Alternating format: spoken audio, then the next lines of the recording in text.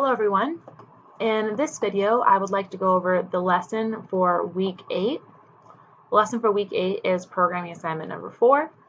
In addition to completing programming assignment 4, make sure that you read through and understand the topics in Miller and Raynham section 5.5 and complete the participation activities in Zybooks chapter 3.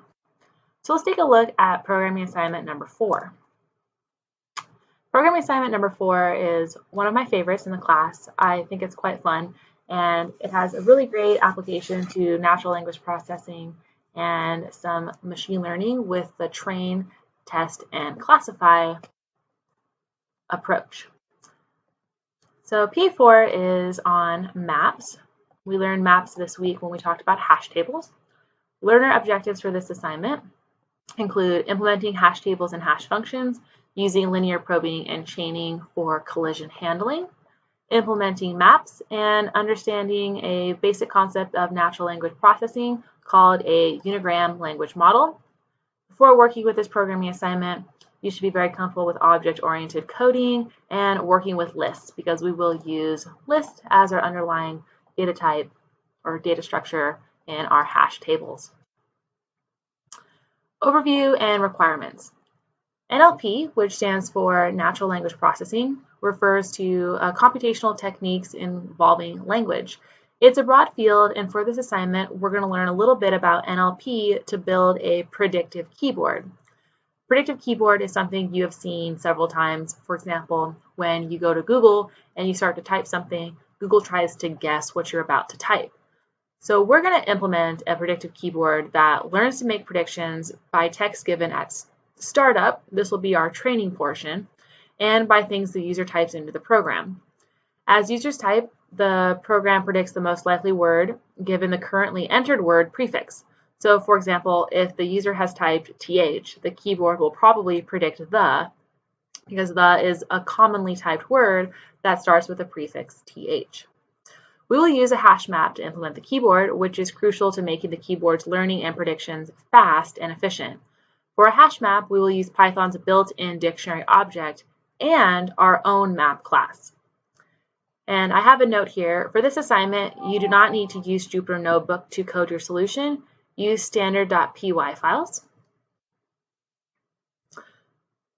Program details, some background about language modeling. I call this language modeling 101.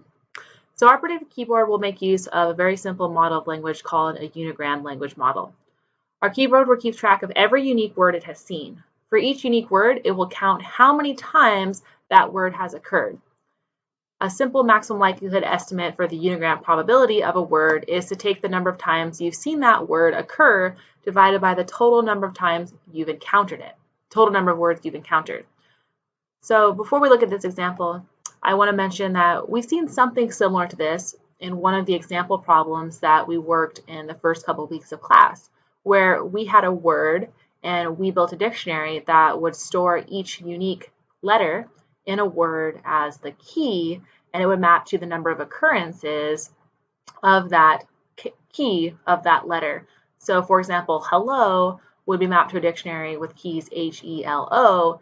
H-E-N-O would be mapped to occurrences of 1, whereas L would be mapped to occurrences of 2. So in this example, here's a small bit of text. The cat is in the corner of their garage. There are 9 total words, and if we ignore case and punctuation, the word the appears twice, here and here. So the unigram probability of the is 2 ninths. So 2 occurrences out of 9 total words. The probability of the remaining words is 1/9. And the probability of a word like zebra that's actually not in this sentence, so we haven't encountered it yet, is 0 out of 9, 0.0. So given the data, if the user were to type in C, both cat and corner are equally likely. But if they type CA, this prefix would cause us to predict cat instead of corner. If the user typed CI, we would not make a prediction because we don't know anything about words we could predict based on the prefix CI. So the data sets for this programming assignment include text from Moby Dick. So here's the entire text from Moby Dick, and the starting paragraph and the ending paragraph. And for extra practice or extra testing, also 200,000 sentences from Wikipedia listed here, and this is also used for the bonus should you decide to do the bonus. Here are the classes to define. I'm not going to go through these in detail. Please read through them at your own pace and make sure you understand what each of the classes to define does. For example, map implements a map class that inherits from hash table. We covered much of this code in class, except for the code we covered in class implements linear probing for collision handling. I want you to implement chaining for collision handling. And one note here, I recommend first solving this assignment using the built-in Python dictionary object. Once it is working, then replace dictionaries with your map objects.